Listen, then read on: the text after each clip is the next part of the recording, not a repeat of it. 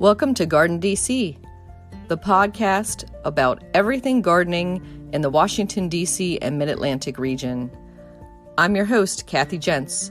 I'm the editor of Washington Gardener magazine, and we're aimed at gardening enthusiasts, people who grow everything from edibles to ornamentals, natives to exotics. If it grows in our area, that's what we talk about.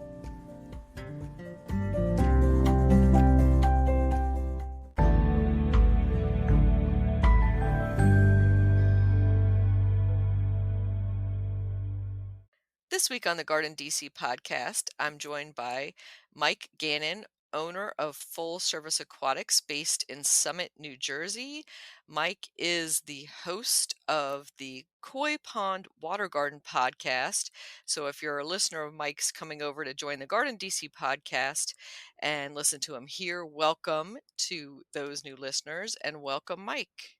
Hey, thanks so much. I'm very happy to be here with you, Kathy. Glad to have you, Mike. So we've known each other for a few years through the International Water Lily and Water Gardening Society, IWGS.org. Yeah. And Mike has written, he has a popular blog on his website, and some of those blog columns have made it into the Water Garden Journal, which is one of my many other hats I wear, is as editor of that quarterly Water Garden Journal for the IWGS. So after this discussion, listeners, and you get the water gardening bug, which we all hope you do, pop on over to iwgs.org and check out maybe joining the Water Garden Society, because you'll learn so much more. I mean, we're only going to do the tip of the iceberg, so to speak, right, Mike? Yeah, and it's such a good publication. You know, as a kid, I always loved getting magazines. I had all these magazine subscriptions, Tropical Fish Hobbyist, all this stuff. And that excitement still hasn't left me, at least when it comes to the IWGS publication. I'm always like, it's here. I love it. It's really a treat. That's great to hear. And we try to aim for, something for everyone in each journal, because it is a society journal. So it can get kind of techie. There could be articles on really minute breeding techniques for water lilies or lotuses. But then we also have general information and tips for beginners too. So something for all levels of water gardeners.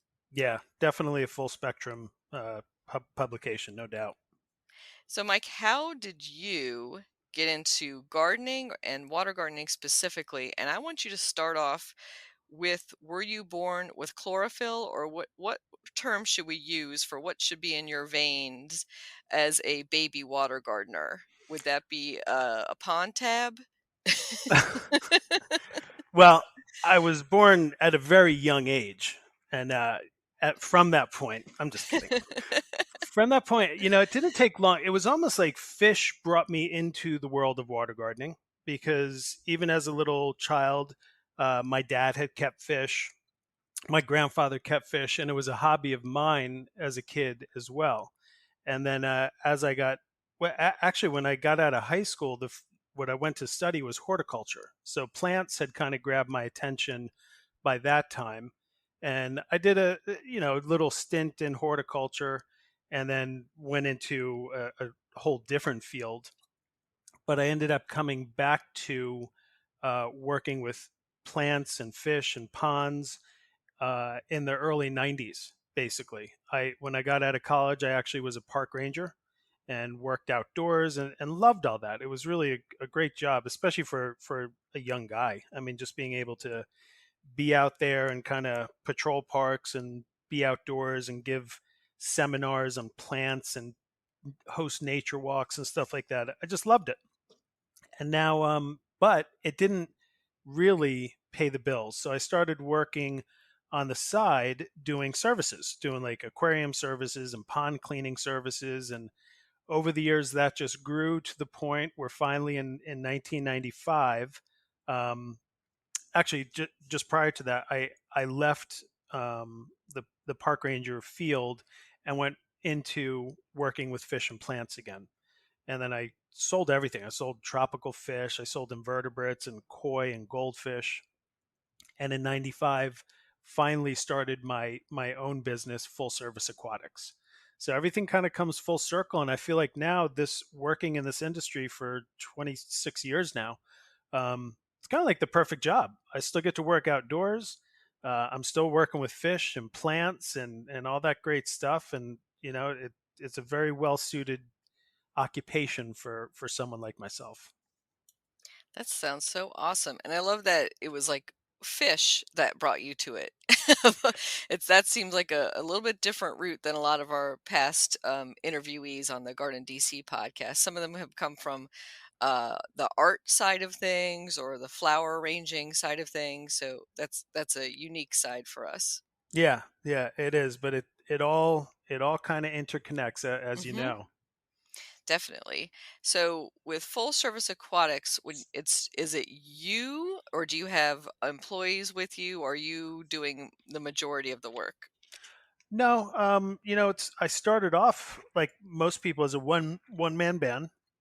I was working out of the back of a Toyota Corolla hatchback, had all my stuff shoved into there, and I've slowly been able to build a team, thank goodness, that has been with me for many, many years. My longest guy has been with me about 18 years.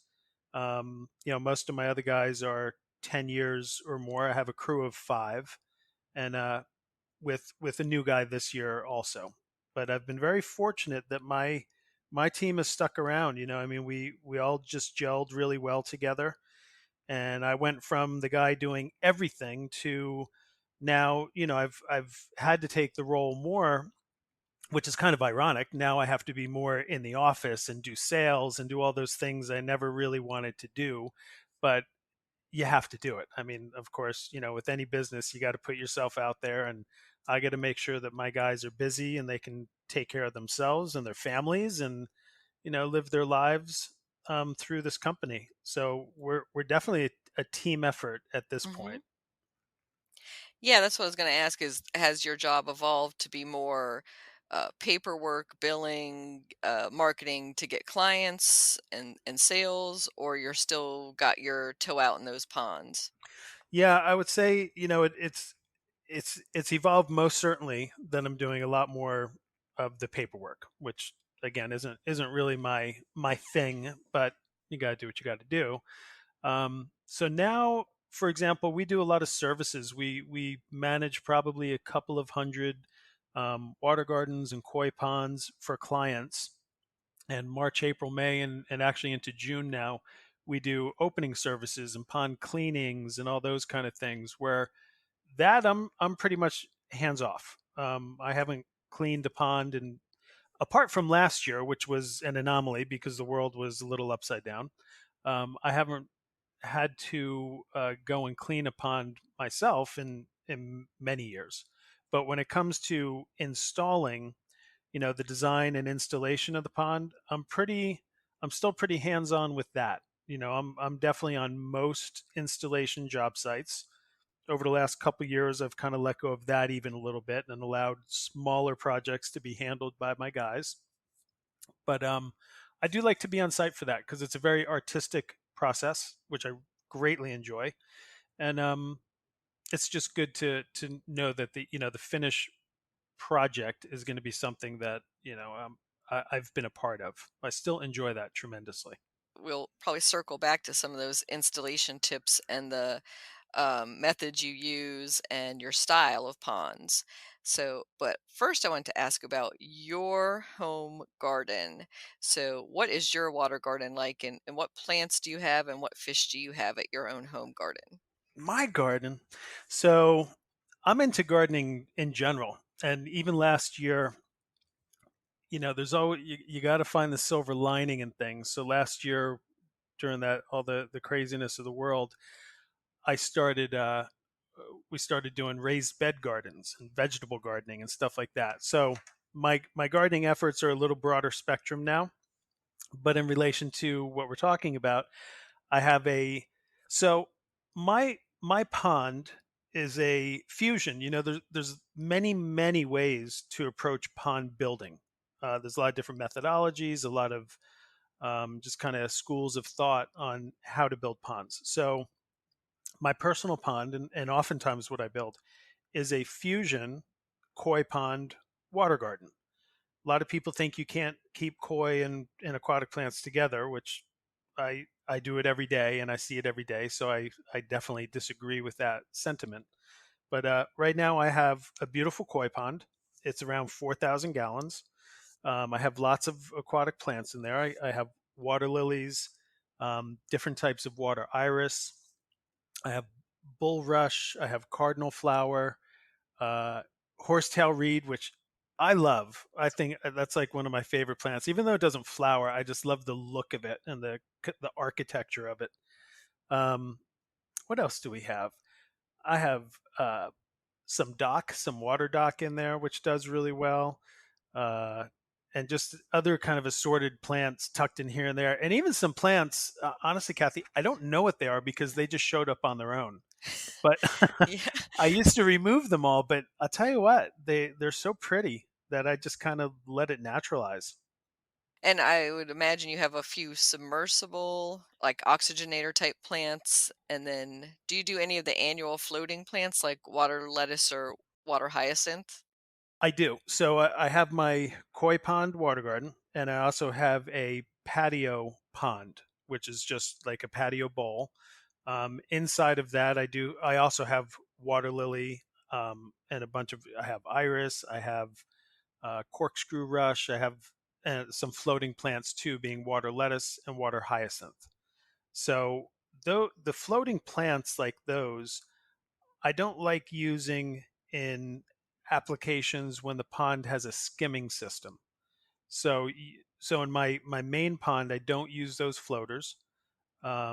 They reproduce very readily. I'm sure you're familiar with them, and so I don't want that aspect of it personally for my pond. And usually, what I recommend to clients as well, if you're doing those floaters and you have a skimming system, you need to keep them contained in some sort of a ring or just some sort of containment. Otherwise, they do tend to float into the skimmer, and that can cause some problems. Hmm. Yeah, I had 1 year where my water hyacinth were such prolific uh setting offsets. It was just I actually filled a whole kiddie pool with Hmm. hundreds of water hyacinths by mid-July. I don't know what was so different about that year. Usually, they'll double in size after a month or so and then maybe triple in size by the end of summer. But I was giving away left and right water hyacinths and then making little just water ponds everywhere. Just, Yeah, bowls full of water, just water hyacinths, bouquets of water hyacinths. and I'm And they sure they blew did great. yeah, and they bloomed up a storm too, and it was beautiful. But yeah, that was like the boom year of water hyacinths for some reason.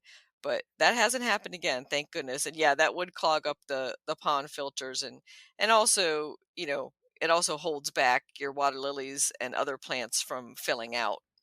Yeah, and because we do a lot of services and maintenance, I have found just seeing it used in so many different ponds in so many different ways.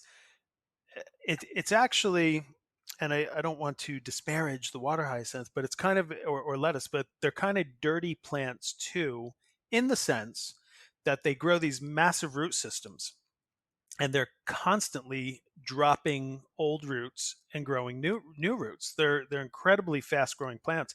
The hyacinth is one of the fastest growing plants on the planet. Um, and those roots they go to the bottom of the pond, they start to break down, they create muck, create debris, they clog up filters, etc. So that's another reason I'm not too crazy about using them. But they're so prolific, Kathy. It's funny because your story is a common one. People start off the season with 3 to 5 cute little hyacinth or lettuce, and by the time August rolls around, they are removing as fast as they can Mhm. the amount of plants that grow. I always get calls during August from people, "Hey, you want to buy some hyacinth?" I'm like, "No. You're would like, "I you got." would you like to buy a garbage bag full yourself?" And the good thing though about them is they're easily compostable, and I find them to be a really great addition to the compost pile because they're so full of like if you're keeping fish in your pond, they have obviously the fish excrement in there too. Right. And they are, and that's a great thing to do with them is to compost them for sure. Mhm. Yep, easily, and they break down so quickly, almost as quickly as they grew up. Yeah, yeah, it's true. So, for your installations and your philosophy of pond, do you use preform pond? Are you totally freeform? How do you do an installation? So I would say I've probably done everything at some point or another over the years. And then you kind of learn what works, what doesn't work, what makes clients happy, what doesn't. So not that they don't make them happy, but I don't do preformed ponds anymore because crazy enough, I mean, I've been building for, like I said, 26 years. So I got lots of experience. Those are actually difficult ponds to install. Getting them completely level, uh, where they don't warp or have leaks and stuff like that can be a little tricky. So we don't really do those. Our installations and designs are they're all unique. So they're all hand excavated or machine excavated, and we create the shape by way of the excavation, and we use flexible liner to actually act as the mechanism to keep water in there, as opposed to one of those preformed shells. So that is our approach as far as how we line the pond. um, and as I mentioned earlier, there's many different ways to build ponds. There's many different approaches. There's and several of them can be successful. There's a lot more ways to fail as well. But our designs, we do use rock and gravel. That's part of our. We have a naturalistic approach. So our ponds are usually free form. We don't do a lot of the formal like rectangles, squares, circles. Everything, most of them, I should say, are free form. Um, we have rock and gravel that cover the entirety of the liner. Our filter systems basically are comprised of a skimming system, a biofilter system, aeration, and circulation, so a good pumping system.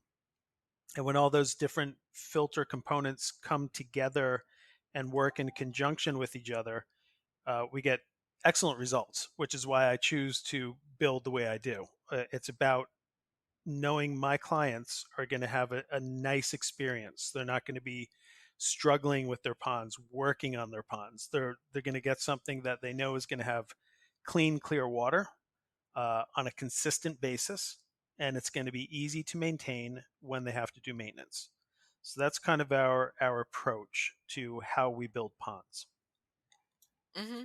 And when you talk about low maintenance, I always tell other gardeners who don't have water gardens that it is the least amount of maintenance of everything in my garden. And for number one, there's no weeding. Right. Right. So there's like that's a 10-foot by 8-foot at least area that I'm not having to weed right there ever. And I don't have to water. That's the other thing. I was like, You those are do the not two. have to water. So you might have to top off your pond if we have like 6 weeks of drought or something, or God forbid if your leaner liner does have a leak or something. You have to locate that and patch that and then refill. But other than that, I find we get enough rain to keep it pretty level and full in Yeah. the Mid Atlantic. Yeah.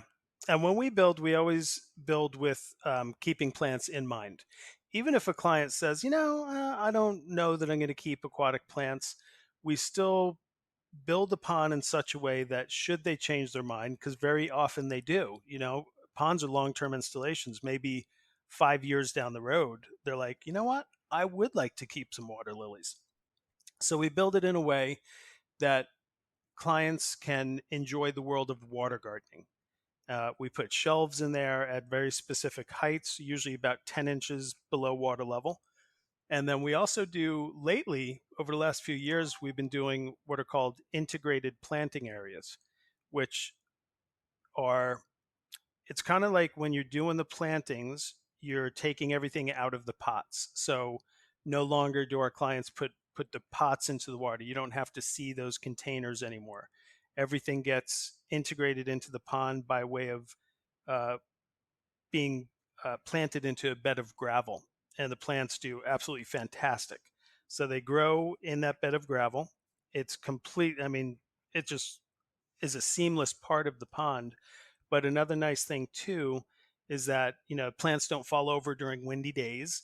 And fish, koi fish, goldfish, they can't access the plants.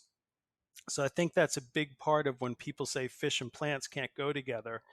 It's either that their pond wasn't designed with the intention of keeping aquatic plants, um, or they're having difficulties. Maybe the shelves aren't big enough, or the interior was not built in a way that can really support plants. So I always say, if you plan for it, you can absolutely keep plants and fish. I mean, there's just no question about it. But if you do it as an afterthought, if you build your pond and then you're like, now I'm going to get some plants, that's when I think some people may find a little bit of a struggle. Hmm. And to dial it back a little for really, really beginner or DIY water gardeners, so you normally start with digging a hole, and then the center kind of portion is usually about, what do you make it, Mike? Mine is about 2.5 to 3 feet in the middle portion, and then the shelf area I think is about 18 inches deep, and that's the surrounding shelf. If you picture a giant oval, about a foot and a half in Okay. Yep. from the edges. It's a good way to do it. Hmm. So if you're keeping fish, I'm on the same page as you. Our standard installation, and of course we could do any variation of it, but our standard installation is 30 inches deep. We do three shelves. We have a 10-inch deep shelf, a 20-inch deep shelf, and then the bottom of the pond is 30 inches deep. So the 10-inch deep, most aquatic plants come in those 8-inch high containers, generally speaking. So that 10-inch shelf is to accommodate those, which are mostly marginals. And you can place the container right into there and have it submerged just the right amount, just a little bit of water over the crown of the plant.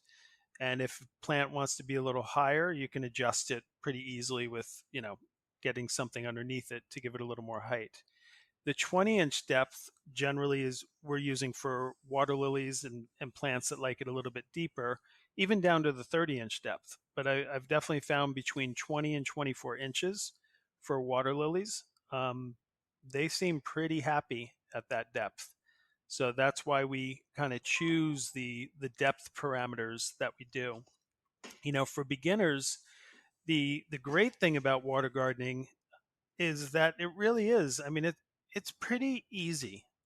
The plants, most of them are very easy to take care of. They're very, very hardy. They come from, in nature, these areas where it's usually where land and water meet, whether it's along a pond, a lake, a stream, or other bodies of water where the land and water meet. That's where most of our marginal and aquatic plants come from, with the exception of lilies and stuff like that. So those are very tough environment in nature. That's a very tough environment. That's not an easy place to live. So these plants have to be prepared to handle drought. If water levels go down and things dry up, they have to be prepared to handle flooding, and flooding can last quite some time sometimes as water levels come up due to storm activity. They have to be able to handle freezing conditions. So, I mean, they're super tough plants. And I think that's what's really nice about water gardening for beginners. You can get up to speed and become pretty successful pretty quickly. And if you have people that you can turn to, or podcasts like this, and some other people who you can trust their experience and their opinions, I think you can be very successful rather quickly in water gardening, which to me is just awesome. Hmm.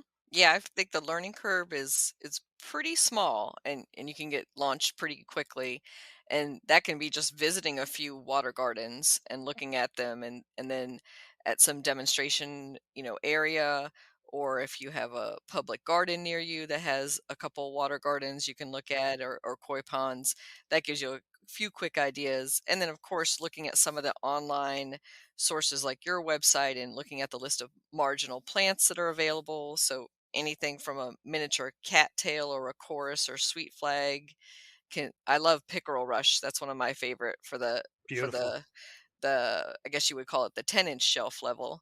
Yeah. And then Yeah. our hardy water lilies or tropical water lilies for the next level. And speaking of hardiness and that these are all perennial plants that basically the foliage dies back, and then for winterizing, I cut mine back and then shove them all to that deepest level. How do you do it for your clients, Mike? So I used to do that. I used to take the plants, I would cut them back, and I would put them down to the bottom of the pond for the winter months because I was advised to do that. So, and it was by people that I trusted their advice and their opinions. And over the years, I kind of came to realize I'm like, gosh, that's I don't understand why we're doing that because, for example, my pickerel is so happy where it is. It's thriving, and in nature, it would, along the edge of a waterway, it's going to stay there no matter what. It doesn't migrate during the winter months. It stays right where it is and it comes back year after year. So I kind of look at that practice of putting plants down to the bottom of the pond as a very stressful thing for your plants. And I have noticed, because I still have clients that do that, I have noticed that those plants don't bounce back quite as quickly. So it's almost like you're taking a plant that's been thriving all year, doing great. Then we cut them down and then we put them in a state of being in a flood. Like they're completely submerged in flood conditions for months on end, oftentimes in the dark because of snow cover, etc., and with very low temperatures. And then spring rolls around and we, you know, bring them back up to the top and expect them to just bing, kind of bounce back and do great. What I've definitely seen is that the plants that we leave in place, if they're happy and we leave them in place, we still cut them back, like I said, but they come back every year and they come back a little bit earlier and much stronger and faster than plants that we're pulling out of the bottom of a client's ponds. So when I have the option, I don't do that anymore. I don't do that with my plants. My plants stay in place all year. I do cut them back. I usually leave about 3 to 4 inches, depending on the plant, above water level, and then just let them ride for the winter, and they do absolutely great. And I don't have to get into the bottom of the pond in the spring and hope that they're going to come back from that really a deep state of stress.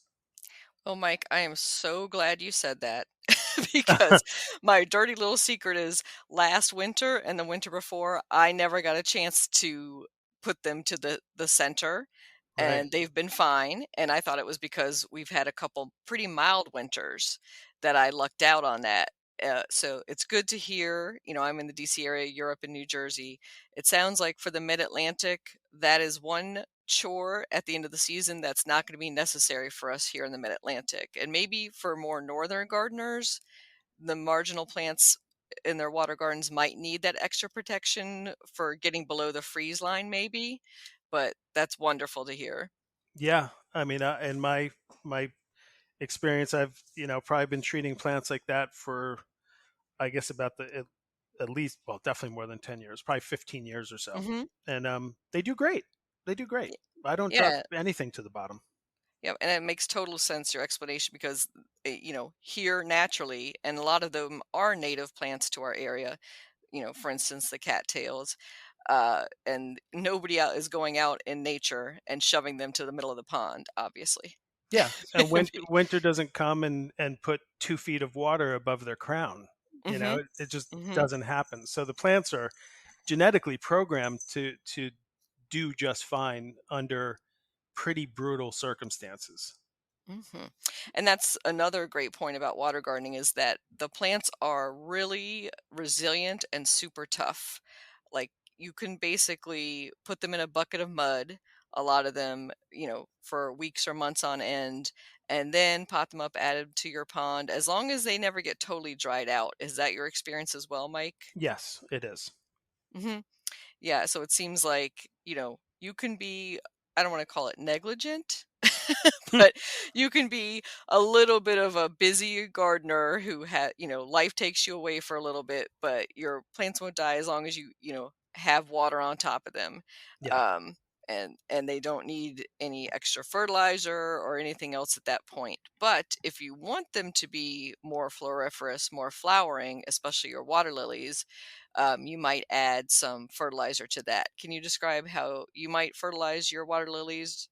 Yeah. Water lilies do like to eat. And I kind of put it that way when I'm talking to people about water lilies. So we fertilize in the springtime. We're generally using fertilizer tabs that we're pushing down into the soil to feed them. Two or three, kind of depends. And then I would recommend feeding several times during the season. Now, I don't get to put that into practice on all of our clients' ponds. I do that with mine. And if you feed them, you're going to get much better performance. You'll get more flowering, more vegetative growth. I have some clients who, they don't really do anything to their plants, and they still do pretty good. But you may not get you're gonna I feel like those plants get more vegetative growth and just not so much flower production. But if you feed them and you have the right conditions, then they should really be quite a showpiece, you know. Hmm. And with marginals, you don't have to feed them or fertilize them as much. Definitely in the springtime, we kind of feed everybody, and then I would say maybe hit it once, perhaps twice more during the season, and leave it at that. Now, at the end of the season, specifically in relation to water lilies, we usually don't fertilize. We kind of winterize ponds in October and early November. That's when we cut back the plants, like we had talked about earlier. Um, but I'm not fertilizing at that time. Um, Now, I'll be honest with you, I don't know if that's to their benefit or not, but it just seems to me that when the plant is kind of going into its dormancy to, kind of all of a sudden throw a bunch of nutrients into there, maybe confuses the plant. That's my thinking. I don't know if that's Hmm. the case. That's just how my mind is working. Hmm. Yeah, and I think that's general practice, not just in water gardening, but across all types of gardening that you would cut back and stop fertilizing by at least mid-fall if you hadn't already done it in early fall, because you don't want to push out growth just when a hard frost or a freeze is going to touch that plant. Right. Yeah. So last year on the Garden DC podcast, we had Kelly Billing of Water Becomes a Garden talking all about lotuses and her lotus breeding work and everything. So if you didn't catch that episode, go back and check that out. That was podcast episode number 11 on the Garden DC podcast. Yeah. And Mike, you know Kelly well, and I was just going to say for a few words on lotuses that I keep my miniature lotus totally separate from the rest of my water garden. It has its own special container because I have found that lotus don't behave well with other plants. What do you find? They can. I would agree. First of all, Kelly is amazing. She is just a wealth of information when it comes to lotus and water gardening, generally speaking. Even just ponds, generally speaking. But yeah, I treat lotus the same way. I kind of treat it as its own. It's that special little child, and you kind of give it its own space and area to play. And because in the pond, it can get a little um, aggressive. I mean, if it's happy and successful, it can almost be too successful. So we usually try to keep them like you do in their own contained area. And Mhm. and even then, I mean, they just generally speaking, they perform tremendously. Yeah, it's almost if you're not familiar in water gardening, I would treat lotus like I would treat running bamboo in your garden. It's gonna Right. it eventually would be all running bamboo if you let it. And I think the same thing in a water garden, it will eventually be all lotus if you let that lotus take over. Yeah. I've seen. I was on vacation down in Virginia, and we were near Virginia Beach, and just driving along the highway, and we went by a big natural pond, and I just saw this huge patch of lotus. And I said, "Oh, let me check this out." So we pulled over, and I'm looking at the patch, but then as I kind of start scanning the whole area, it was all lotus. It was incredible. I mean, it had literally just taken over everything. I'm used to seeing cattail or yellow flag iris behaving like that. Hmm. But yeah, lotus, if left unchecked, absolutely, it'll take over everything. And here in Maryland, there is a place on the Eastern Shore, kind of up past Chesapeake, where there is a big patch of Native American lotus, and it's a huge area, but Yeah, it's solid American lotus. There's not right. going to be one other plant in that area, but it's a beautiful sight to see when you do go see it. Yeah, it is pretty impressive, those kind of scenarios. Yep. So let's talk about the other creatures that live in our ponds now. So, of course, when you have a water garden, it attracts every living creature I've found. So, everything from birds, if you're a birder, to amphibians and frogs. And then, of course, you can add fish and snails and other aquatic life. So, I know that you're a big fan of koi, Mike. So, let's talk about the difference between koi and goldfish first. Sure. Um, they are in the same family with each other, same family of fish. The differences between them would be basically that koi is a carp. It's a much bigger fish than the goldfish. And goldfish I use as kind of an umbrella term because there's many different types of goldfish. So I think generally when you say goldfish, people think of that classic image of the goldfish in a bowl, an Hmm. orange little fish. But you can have shabunkins and sarasa comets and all these different, fancy tail comets, all these different types of goldfish, as well as all these different types of koi. So goldfish and koi both are very similar in how you take care of them and what their requirements are as far as water parameters and water quality and water conditions. They're both very their foods are very, very similar. Now again, I think the main difference would be that koi get considerably larger. They're very social as our goldfish. They're very social fish, which I think is what makes them so interesting to humans to keep them as pets, which is a very unusual relationship. Generally speaking, fish don't want to be around humans, and they scatter when humans are present. Koi and goldfish will come right up to you and be like, "Hey," like they're very social. Koi can get very big, up to 3 feet. You know, they live an awful long time. To say a koi would live 60 years is not an understatement. There's even, I would say a little mythology around koi saying that they can live a couple hundred years. Um, I think that's a nice story. I'm not sure how much Hmm. I buy into that, but it's a really nice story, and I still tell it, even though I don't know if I fully believe it. Um, but when it comes to the type of fish they're similar in all those different ways, but they're also very, very different fish. um, the goldfish are going to be not get as big, they don't live quite as long, but they can live 20 years, no doubt, even probably longer than that. So there's a lot of I would say there's more similarities to them than differences between them. Hmm.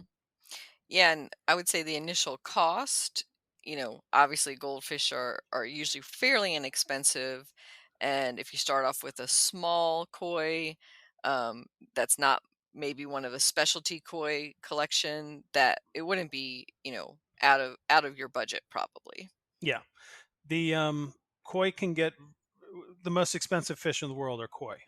I think there was a koi that sold for a little over $2 million. That's how expensive they can get. And I'll tell you, I had to finance my house to purchase that koi. I mean, it wasn't easy. No, it wasn't my koi, but anyway. But that's true. I mean, koi can be very, very expensive. The price point on goldfish is much more reasonable. We just opened a place. So I just this year, actually just about a month ago, I opened a new place called That Pond Place. And it's the retail extension of Full Service Aquatics, which is more dedicated to construction, maintenance, and services. but we now have this really cool little retail place where we sell aquatic plants, we sell the fish, we sell all the supplies. It's in Stewartsville, New Jersey, in the Highlands of New Jersey. This really beautiful area. Like, I want people to come and visit and just hang out. It's like just such a beautiful spot to be in. But what we're trying to do with that is to really work mostly with domestic koi for so many reasons, but among them would be the price point. A lot of the imported koi from coming in from Japan or other parts of the world are very expensive, of course, because of the quality of them, but you're actually paying quite a bit just for the shipping of those fish and the weight that it takes to move a fish around the world. Water is 8 pounds per gallon, so you're paying a lot of what you're paying in your koi is paying for those shipping costs of getting that koi to you. So we've kind of had a little bit of a philosophy at our retail place that we're going to try to work mostly with domestic koi. And quite honestly, with koi that, the closer I can find breeders to our location, those are the guys that I want to work with because I want to make sure that when we're getting koi coming in, they're fully acclimated and adjusted to the living conditions in New Jersey because that's where my clients are going to be. So bringing a fish in from, for example, somewhere tropical all the way to New Jersey, it might be a fun experience and a beautiful fish and all that, but is it going to thrive in New Jersey weather? Whereas if I can get something that is bred, within a 4 hour radius of me, I'm a lot more comfortable knowing that those fish are going to do very well, and I don't have to. And the price point comes down just so much, because I don't have to pay for all that shipping, which is a killer. That's a lot of it's a lot of money to ship Mhm. koi.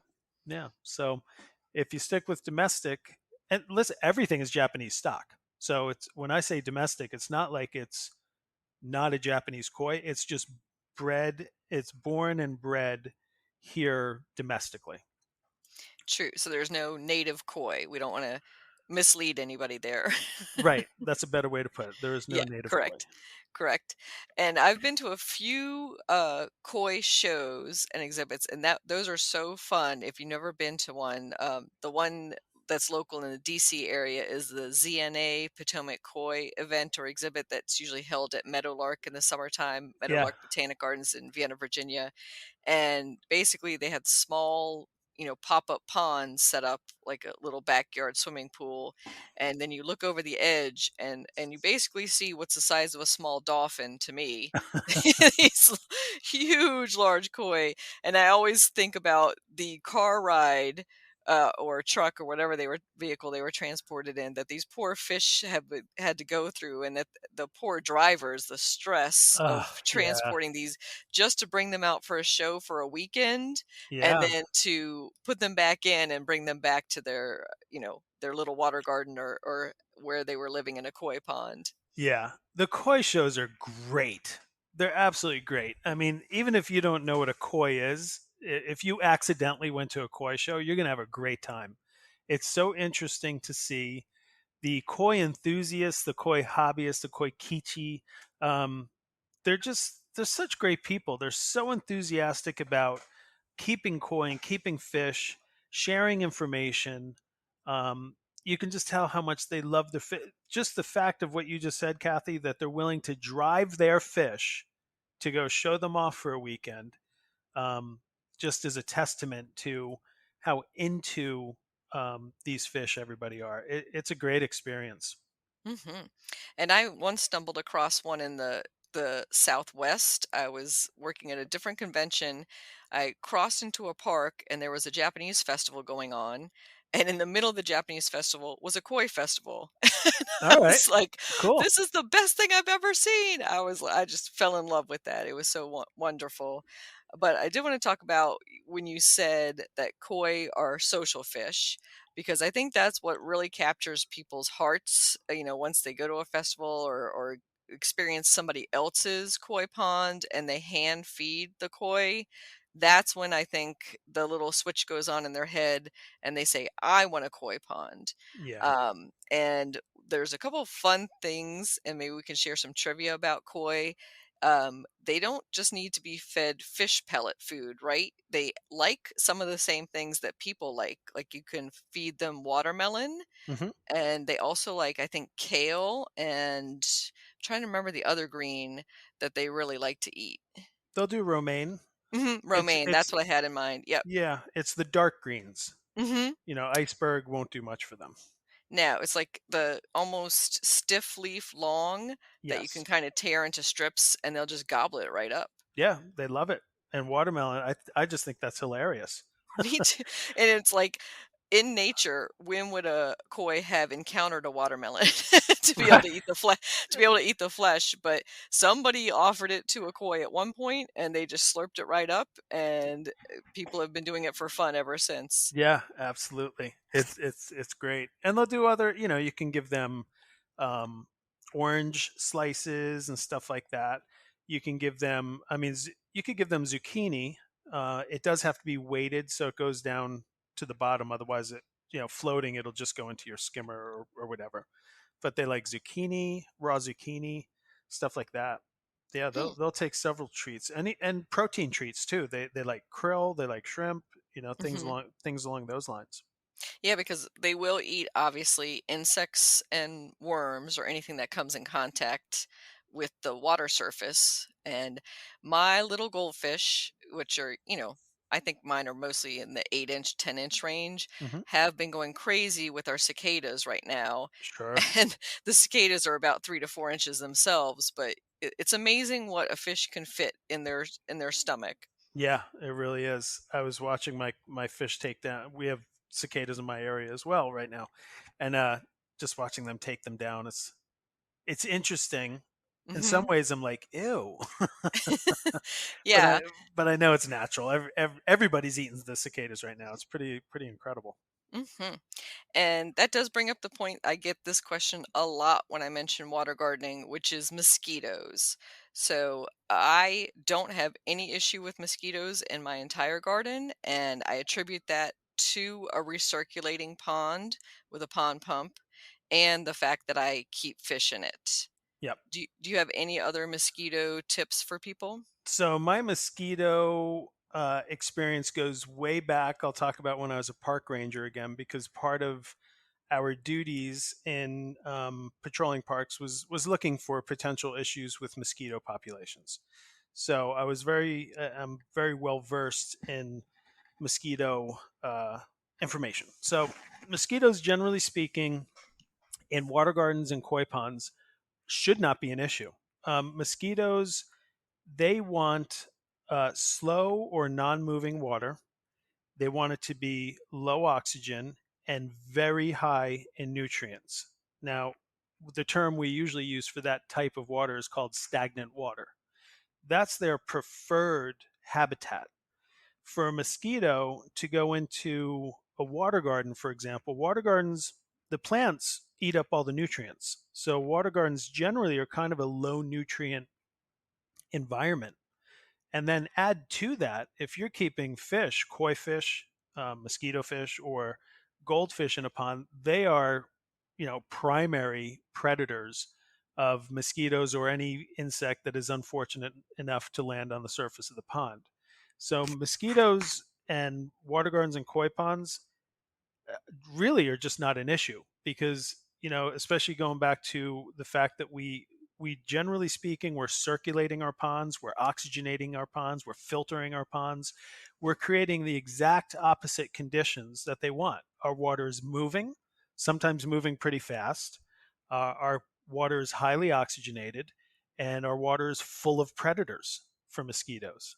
So if you have a mosquito issue, it is much more likely that it is coming from, an overturned frisbee that's collecting water, in your neighbor's yard, or maybe a wetland that's a mile away, or maybe somebody hasn't cleaned their gutters in your neighborhood. Those type of things. For mosquitoes to be actively reproducing it in a koi pond or a water garden, I would say is exceedingly rare, even though the perception is, oh my gosh, I'm going to get mosquitoes. It's exceedingly rare. You will Hmm. rarely see mosquitoes in koi ponds or water gardens. Hmm. And I think if you just go to a public garden or a place with water gardens and experience it, you will see there's no mosquito issue. I think what people are associating is when they go, say, fishing at a natural lake or a pond Hmm. and are beset by mosquitoes, but that's a totally different environment than a manufactured koi pond or water garden. Right. Yeah. So I mean, Hmm. there, in other words, there's habitat around those natural bodies of water that mosquitoes can, Hmm. because if you have a pond or a lake, the area surrounding it is pretty permeated with water, even though it appears to be dry. And that mosquitoes, that's what they love. But Hmm. but what we're talking about, I would say, really is not an issue at all. Hmm. And just to wrap up on the mosquitoes, I also have a great love for dragonflies, and I find them, to be really interactive with the pond and always having them, and just having them around is kind of my extra layer of insurance against mosquitoes. Because should some come over from the neighbors or, ponding on the road or something or down by the train tracks, I know those dragonflies will be on top of it too. They can literally eat. They're more, like 5 times their body weight in mosquitoes. And jumping way back to the beginning of our conversation, you had mentioned, how many different insects and Hmm. critters and animals utilize ponds and water gardens. As a tool of conservation, ponds, water gardens are absolutely tremendous, and they will attract so many different critters to the body of water that you have, and many of them prey upon mosquitoes. So your dragonflies, your frogs, your toads, um, bats, birds. I mean, everything that comes around. If a mosquito comes into the area, it's like it's just gone. It has no chance. So, Mike, how can our listeners get in touch with you? And also, what is your area of service? So, you mentioned your retail shop, which of course anybody could come to when they're in the area and visit. But are you taking on new clients, and how far out do you go? We're always taking on new clients. As far as services, we cover most of the state of New Jersey for services such as cleanings and maintenance and stuff like that. For projects, I mean, we've traveled pretty far. We've built in Martha's Vineyard, Tennessee, West Virginia, Illinois. I mean, we've built all over the place. So if the project is the right project, we'll work with clients wherever they are. As far as getting in touch, my website is fullserviceaquatics.com, and I have a redirect that's easy to remember. It's called loveyourpond.com. That will take you to my website, and then I hope people will come and visit us at our new pond place. It's called That Pond Place. That Pond Place. It's on Route 57 in Stewartsville, New Jersey, and it's really centrally located. We're about an hour from New York City. We are 30 minutes from the Lehigh Valley of Pennsylvania, and not too far from Philadelphia. So we kind of have a within an hour radius of us. We have a lot of possibilities for people to come and visit us. We've already had people come out from Long Island to come and see our store, which was really very, it was just such a nice treat, for somebody to come out that far. So that pond place is in Stewartsville, New Jersey, and we do um, goldfish, koi fish, pond plants, tropical pond plants, hardy, and all the pond supplies. So anything you need, I would love to see people there as well. Any final thoughts, Mike, for somebody who might have a little bit of, say, hesitation or trepidation about getting that first pond? Because I'm going to throw in my one piece of advice and see if you agree with that and maybe can add some more on. And mine is go bigger than you think, because everybody starts off with a small pond or water garden. Say it could be a 6 foot diameter or circle. And then a couple years later, they decide they want to go bigger. So I would say start bigger than you think in the first place, is my biggest advice. And that's a great piece of advice. I'm going to second that because in 26 years, I've never had anybody ask me to make their ponds smaller, but I've had many people ask me to make their ponds bigger. So definitely go bigger than you think. And when it comes to filtering your pond, do that too. Go bigger. If you have a pond that's 500 gallons, don't buy a filter that's rated for 500 gallons. Buy a filter that's rated for 1,000 gallons. So go bigger on all those different things, and more importantly, just do it.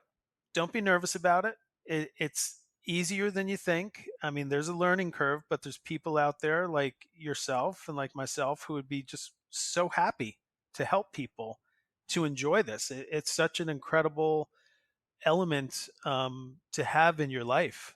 It's everybody loves it, even if you don't realize you love it. When I like to entertain, so my wife and I will have parties, and eventually, and I'm not saying, hey, let's go out to the pond.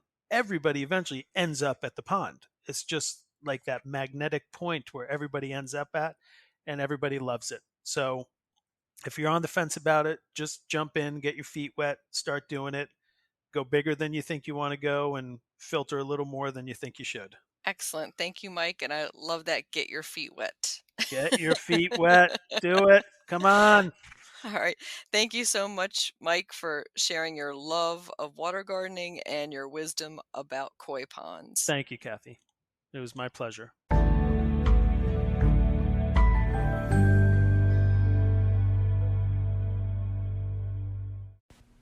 Plant profile, Crocosmia.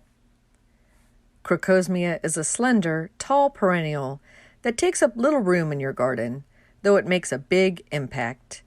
It is a cousin of the gladiola and has a very similar growing habit and appearance. Like most bulbs, Crocosmia is a set-it-and-forget-it plant, my favorite kind. You just plant the bulb in the spring or fall and wait for it to come up in summer. It prefers full to part sun and a medium amount of moisture. Try to plant it where it will get decent drainage, as it can rot in heavy, wet clay soils. Crocosmia forms clumps, and every 3 years or so you can divide it in early spring to share it with a gardening friend or to spread it around your own garden. Crocosmia lucifer makes a great cut flower, but I like to leave it out in the garden as hummingbirds are attracted to it, and there's not much else that blooms in that brilliant, show-stopping firecracker red. Crocosmia is available in a number of other hot-colored varieties, but lucifer is the most commonly sold and easiest to find in garden centers and bulb catalogs. Crocosmia, you can grow that.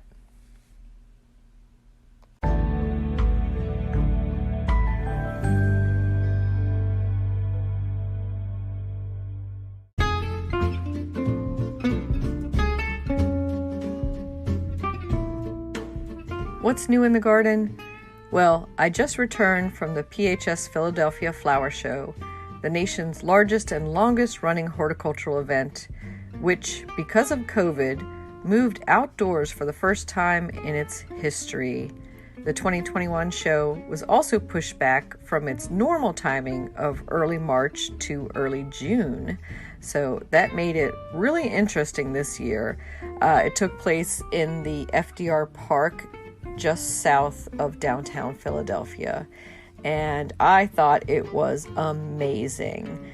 The heat was a bit intense the day I attended it, and there was the threat of thunderstorms, so that's always a little bit harrowing for having a large group outside. But overall, I think it went really well, and I have to congratulate the Pennsylvania Hort Society for pulling it off at all in this very difficult year, and with all these pressures and the stress, and the fact that it even happened, I think was a miracle. But I have no regrets having attended it. I encourage anybody who's listening to this and who is hearing it in time to go on up to Philadelphia. Get your tickets online first at phsonline.org. It runs through June 13th. So if you're listening to this in time and want to jump up there or down there or across the pond and make it in time, do feel free to enjoy this wonderful event. I've been hearing a lot of weird social media rumors about it, which a lot of it is untrue. So you have to go and experience it yourself. I think seeing the exhibits in situ in an actual garden setting has made it a very different experience, of course, than being inside the Philadelphia Convention Center. And that makes a whole different feel to it as well. It did reduce the amount of floral competitions, the flower arranging side of the show. But on the other hand, it increased the amount of actual gardening and horticulture that happened. So that was a-okay with me, because I'm going for garden inspiration, garden ideas, beautiful garden settings. So I think it was a mix and a best of both worlds, really, because there were still tons of beautiful floral installations, lots and lots of eye candy, lots of food, lots of vendors, some wonderful interactive experiences, but most of all, it was about gardening, and that made it a wonderful event for me. The show theme this year is Habitat, Nature's Masterpiece. So a lot of the exhibits focused on various habitats, and when I heard the theme in advance, I thought insect habitat, bees, butterflies, maybe a bit on birds or some other wildlife. But what was interesting is a lot of the habitat focuses were human habitats. So I thought that really brought that home. It had a lot of focus on urban gardening and the past year of dealing with COVID and how we experienced our gardens in different ways in that past year and made gardening our habitat and where we lived, a lot of us in the last year being isolated from our offices and loved ones and from the rest of the world. So that really added another interesting layer to the show's theme. So I have uploaded about 400 photos that I took in my one day at the flower show to the Washington Gardener magazine Facebook page, and I invite you to go look through that album to get a taste of what you will see at the flower show, or if you went to the flower show, I invite you to comment on some of those photos. Let me know what your favorite exhibit was, what you thought overall of the show, and maybe how you experienced it. Was it something that you thought about afterwards? Did it bring anything new to you? Did you have any takeaways from the show? I'd love to hear from you all. Happy gardening!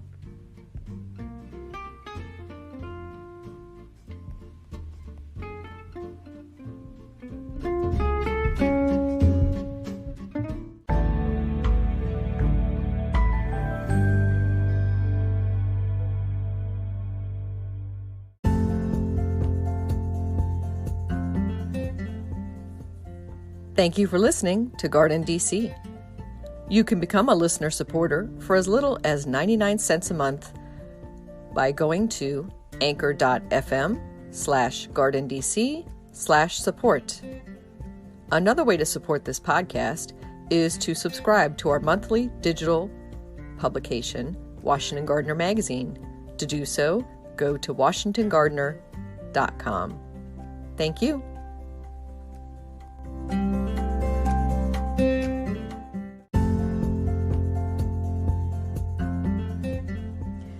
You can find Washington Gardener online at WashingtonGardener.com, on Twitter at WDC Gardener, on Instagram at WDC Gardener, and on Facebook.com at Washington Gardener Magazine.